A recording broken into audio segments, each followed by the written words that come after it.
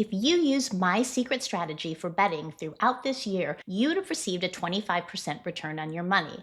My secret sauce applies to all international cards and definitely applies to UFC 321, Aspinall versus Gane in Abu Dhabi. I'm going to show you serious mispricing of Vegas lines, and then I'm going to show you some bets that no other channel is going to share with you. So if you intend to make any bets for this weekend's fight, buckle up and let's get going.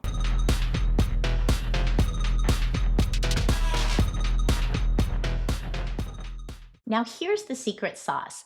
I had an aha moment after watching UFC Rio in San Antonio. The crowd was roaring, and every fighter of Mexican heritage won their fights. Even the underdogs won their fights. So this begged the question, is there a home octagon advantage in the UFC? My team and I decided to go back and research every fight in 2025 on an international card. You always hear about a home field advantage in football and a home court advantage in basketball. We know that Vegas adjusts their spread according to the home favorite. But does Vegas adequately adjust their money lines according to home octagon favorites? Our findings were shocking. As you can see in this slide, home fighters who were pick'em to favorites by Vegas won their fights over 83% of the time.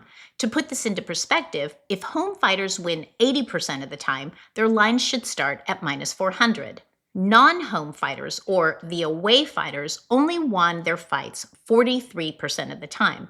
Contrast this to the NFL, and home pick'em to favorites only win 68% of the time, and away pick'em to favorites won 57%. As a result, if you would have bet $100 on all of the home advantage fighters in 2025, you would have received a 25% return on your money. In contrast, if you would have bet on the away fighters, you would have lost 42% of your money. That's huge. What I'm trying to do here at Moneyball MMA is simplify the money lines for you. If I told you a fighter was minus 400 and then I asked you out of 100 times that fighter fights the same opponent at minus 400, how many times does he win? Well, you wouldn't have a clue. But if I told you that fighter has an 80% probability of winning, and then I asked you out of 100 times that fighter fighting the same opponent, how many times will he win? Well, the answer is obvious that he's expected to win 80 fights. So what I'm doing is translating the Vegas lines into probabilities so that you can determine what probabilities make sense. I'll also give you what probabilities I think make sense, and that's how you find the mispricing.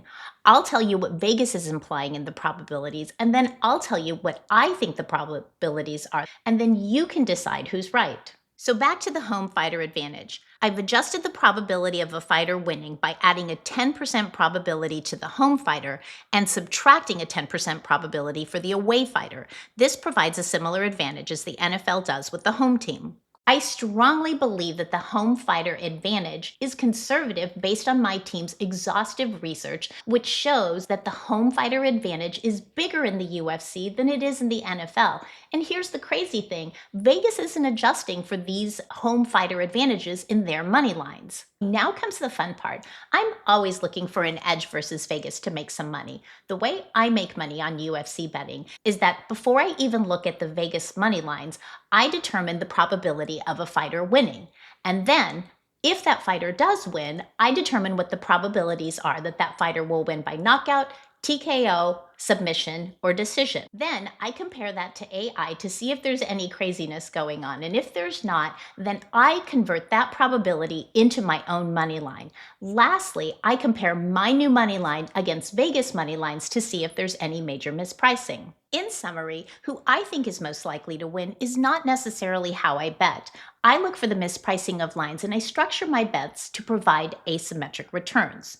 Most of my YouTube peers are picking their fights based on who they think should win, but this is already priced into the Vegas lines. This pick the favorite approach won't provide risk-adjusted betting alpha, which is the method I use here at Moneyball MMA. This slide tells you how I weight my bets by 1 to 4 stars.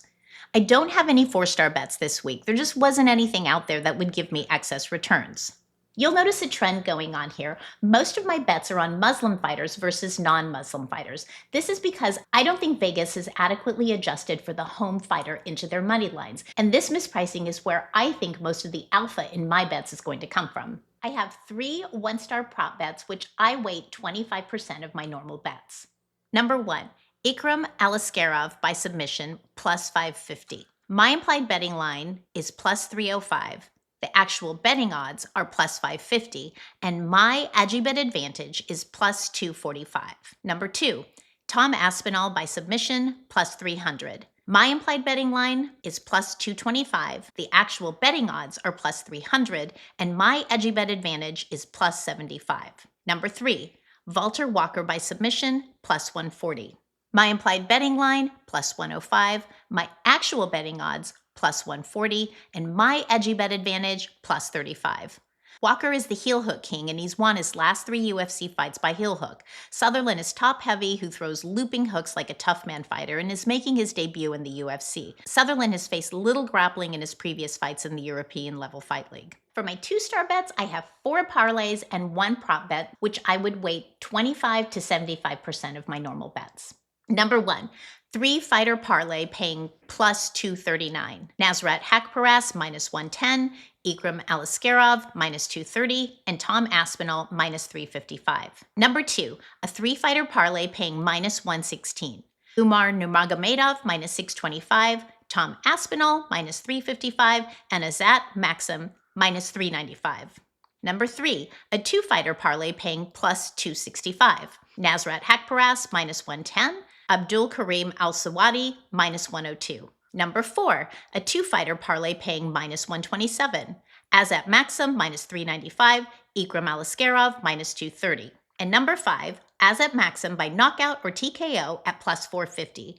My implied betting line is plus 280. The actual betting odds are plus 450, and my edgy bet advantage is plus 170. For my 3-star bets, I have 4 money line bets that I would weight 100% of your normal bet. Ikram Aliskerov, my implied betting line is minus 365. The actual betting odds are minus 230, and my edgy bet advantage is plus 135. Aliskerov is a 4-time world champion and a 2-time European champion in combat sambo. Aliskerov's foundation is grappling, but he's an aggressive striker to set up his ground game. He's got a powerful right hand, knees, and kicks, including a flying knee, and his last victory was a left hook to ground punches TKO in round 1 against Andre Muniz, who beat Aliskerov's opponent, Jun Park, by split decision. Jun Park is a tough fighter who does well with top control, but I think Aliskerov will overwhelm Park with strikes and win the takedown battle. Number 2, Nasrat Haqparast minus 110. My implied betting line is minus 215. My actual betting odds are minus 110, and my edgy bet advantage is plus 105. Haqparast is a tough volume puncher, as evidenced in his fight of the night victory against Esteban Ribovics. I think his striking will wear out Salkild, who's taking his fight on 9 days' notice and flew from Australia to make weight. Salkild's a strong wrestler with an 8.4 takedown average that could trouble Haqparast, who previously lost to a wrestler, but I think Haqparast can weather Salkild as he has a solid 85% takedown defense. Number 3, Abdul Karim Al-Sawadi, minus 102. My implied betting line is minus 215, actual betting odds are minus 102, and my edgy bet advantage is plus 113. Both Al-Sawadi and his Brazilian opponent, Mateus Camilo, are coming off losses in their UFC debuts. Al-Sawadi is a proven striker with a history in Muay Thai and multiple gold medals and has developed strong grappling skills. I think Al-Sawadi will outstrike Camilo to decision victory. Number 4, Tom Aspinall, minus 355. My implied betting line, minus 510. The actual betting odds, minus 355, and my edgy bet advantage is plus 155. I think Tom will overwhelm Gane with his powerful striking and will take Gane's back and finish him.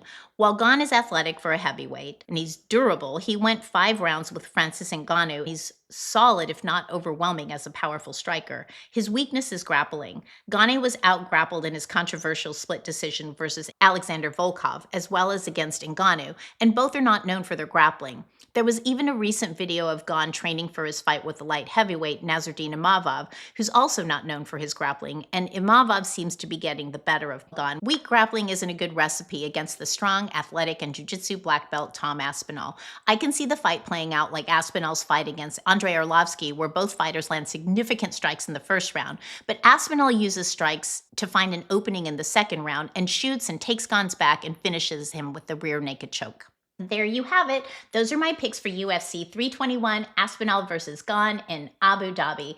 What did you think? What are your bets? Do you have any questions? Now, remember, I'm going to do this for every international card moving forward. I'm going to apply this home fighter advantage into all of my money lines, and you and I are going to go make some money.